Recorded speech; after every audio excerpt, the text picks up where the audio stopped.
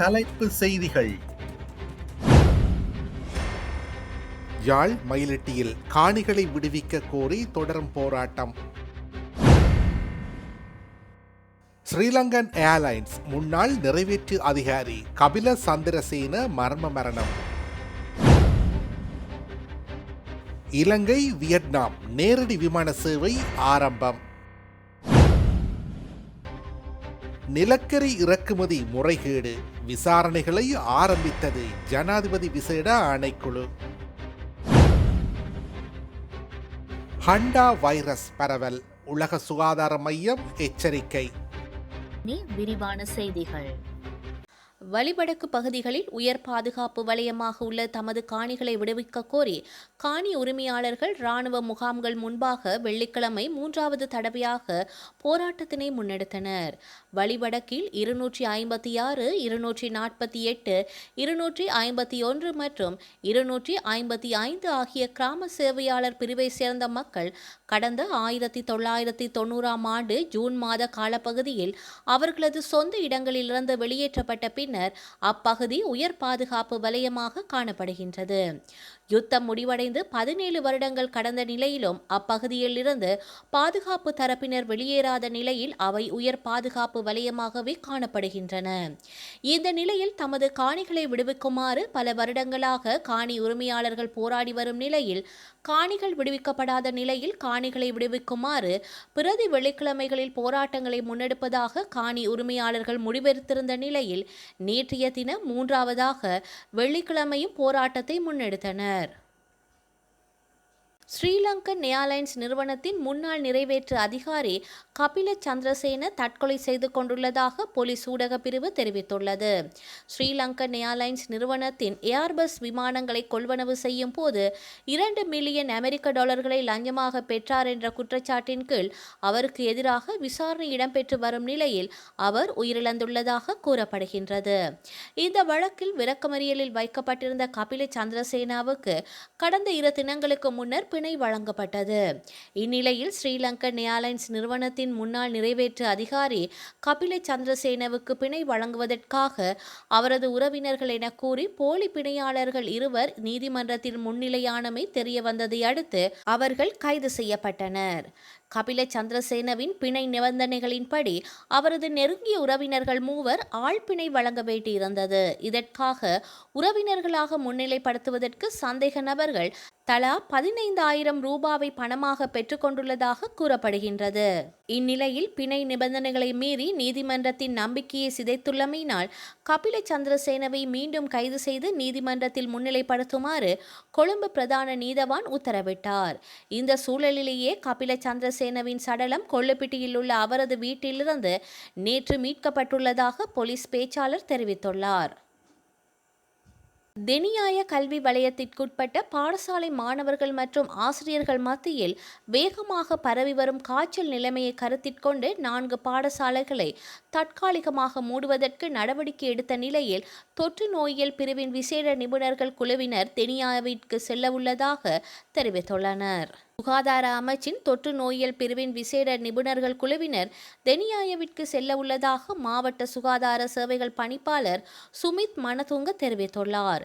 இதுகுறித்து கருத்து தெரிவித்த சுகாதார அதிகாரிகள் காய்ச்சல் வேகமாக பரவினாலும் இது ஒரு தொற்று நோய் மட்டத்திற்கு இன்னும் தீவிரமடையவில்லை.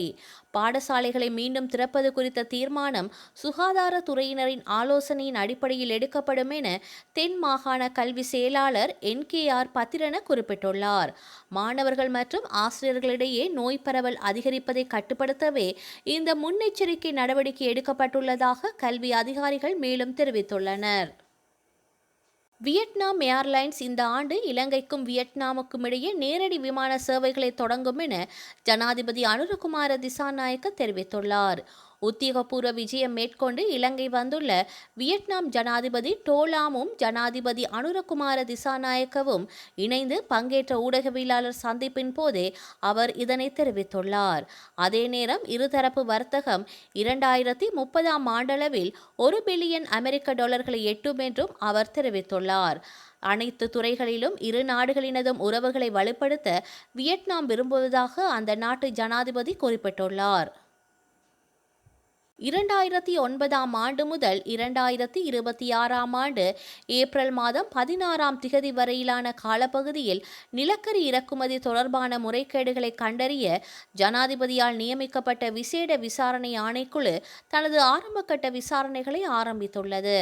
நிலக்கரி இறக்குமதி, நிலக்கரியை பயன்படுத்தி மின்சாரம் உற்பத்தி செய்தல் மற்றும் அது சார்ந்த ஏனைய செயற்பாடுகளில் இடம்பெற்றதாக கூறப்படும் ஊழல்கள், முறைகேடுகள் மற்றும் சட்டவிரோத செயல்கள் குறித்து விசாரிப்பதே இந்த ஆணைக்குழுவின் முக்கிய பணியாகும்.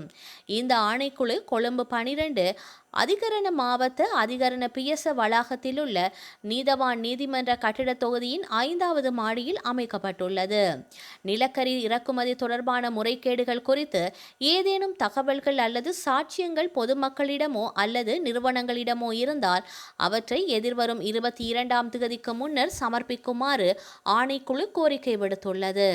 ஜனாதிபதி அனுரகுமார திசாநாயக்கவினால் இந்த விசேட ஜனாதிபதி விசாரணை ஆணைக்குழு அண்மையில் நியமிக்கப்பட்டமை குறிப்பிடத்தக்கது.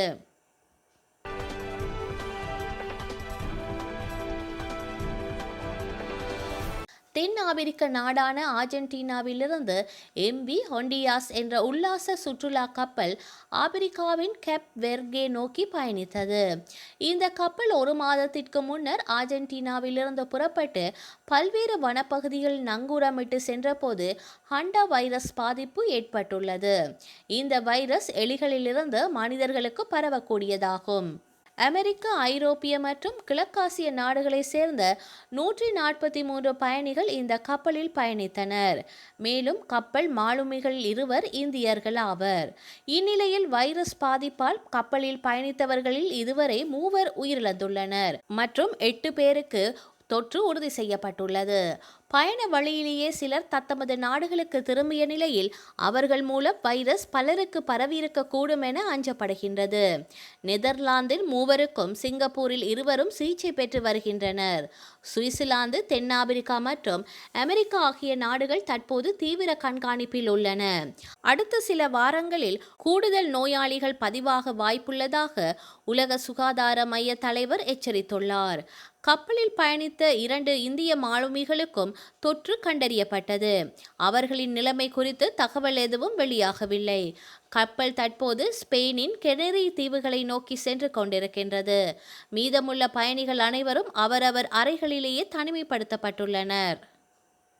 சீனாவின் ஊழல் குற்றச்சாட்டுகள் காரணமாக முன்னாள் பாதுகாப்பு அமைச்சர்கள் வெங் பெங்கோ மற்றும் லீ ஷாப்போ ஆகியோருக்கு அந்நாட்டு இராணுவ நீதிமன்றம் மரண தண்டனையை விதித்துள்ளது. இவர்கள் 2 லஞ்சம் வாங்கியதற்காகவும் வழங்கியதற்காகவும் தண்டிக்கப்பட்டனர். சீன அதிபர் ஜி ஜின்பிங் தலைமையில் இவர்கள் 2 இராணுவத்தின் ஏவுகணை படைப்பிரிவில் முக்கியமான பொறுப்பில் தலைமை தாங்கியவர்கள் என்றும் தெரிய வந்துள்ளது. சீன அரசின்படி 2 ஆண்டுகள் இடைக்கால தடை வழங்கி அவர்களின் நடத்தையை பொறுத்தவாறு மரண தண்டனை ஆயுள் தண்டனையாக குறைத்து வழங்கப்படும். மேலும் தற்போதைய தீர்ப்பில் இவர்களின் அரசியல் உரிமைகள் பறிக்கப்படுவதோடு சொத்து சம்பந்தப்பட்ட அனைத்துமே பறிமுதல் செய்யப்படும் எனவும் அறிவிக்கப்பட்டுள்ளது. சீன அதிபர் 2012ஆம் ஆண்டு பதவியேற்றது முதல் கம்யூனிஸ்ட் கட்சி மற்றும் இராணுவத்தில் நிலவும் அனைத்து விதமான ஊழலையும் கடுமையாக ஒழித்து வருகின்றார். தங்களின் கட்டுப்பாட்டுக்கு எதிராக இருப்பவர்களையும் கீழ்ப்படியாமை இருப்பவர்களையும் தண்டித்து இதுவரை 20 லட்சத்திற்கும் மேற்பட்ட அதிகாரிகளை பணி நீக்கம் செய்திருக்கின்றார் என்பது தெரிய வந்துள்ளது.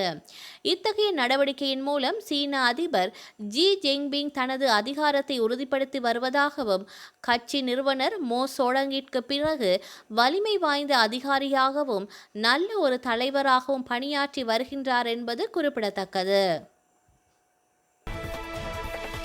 வரலாற்றில் இன்று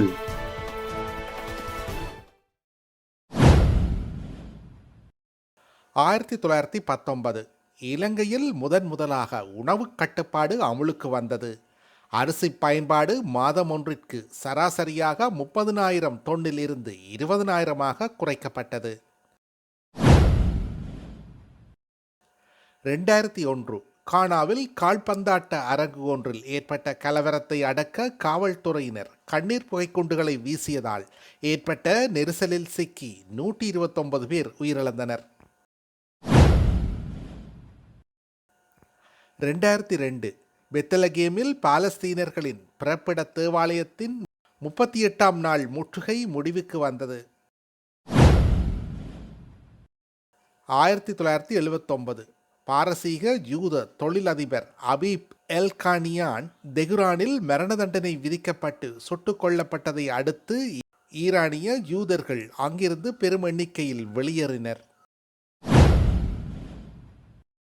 2018 மலேசியாவின் தேசிய முன்னணி கட்சி 1957ஆம் ஆண்டிற்கு பின்னர் முதல் தடவையாக தோல்வியடைந்தது. செய்திகளை உடனுக்குடன் தெரிந்து கொள்ள உடனே சப்ஸ்கிரைப் செய்து பெல் பட்டனை கிளிக் பண்ணவும்.